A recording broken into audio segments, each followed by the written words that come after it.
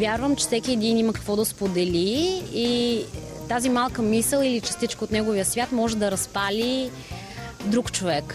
И вярвам, че това е един добър начин хората да се свързват един между друг. Да видят, че те не са сами, че има други като тях. Това е основната идея, да споделяме истории. И всъщност 99% от съдържанието на проекта са истории. Тръгна към нас много вмисната и така с отворена душа и мисля, че такива хора му трябват на България посети дните и да ти гледат в очите с добро. Да виждаш вмиснати хора сутрин рано и вечер преди да си лягаш.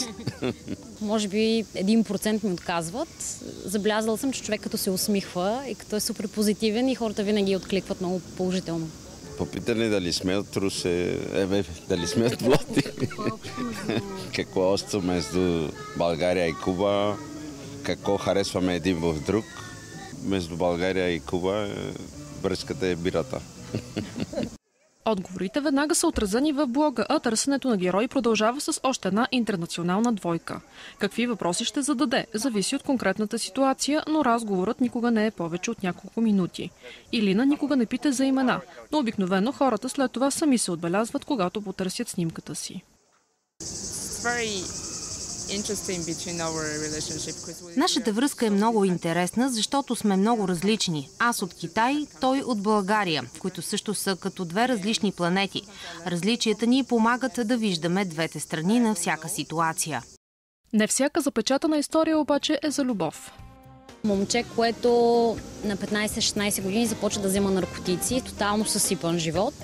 И днеска работата му е свързана с това да обикаля по училищата из цяла България и просто да вдъхновява младите хора, че наркотиците, алкохола не са отговор за проблемите им.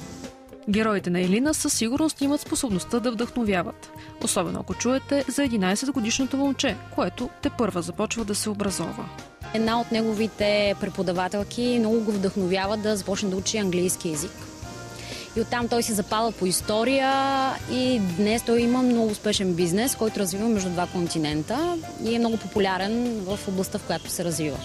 И това е една много готина история, която показва колко е важен учителя и как една добра дума може да те вдъхнови, да направиш промяна в живота си. За 2 години Илина е заснела над 1000 човека, които среща по улиците на Пловдив. Любимите й места са Цар Симеоновата градина и Централната пешеходна улица. Така че ако сте от Пловдив, не подминавайте момичето, което ви се усмихва насреща.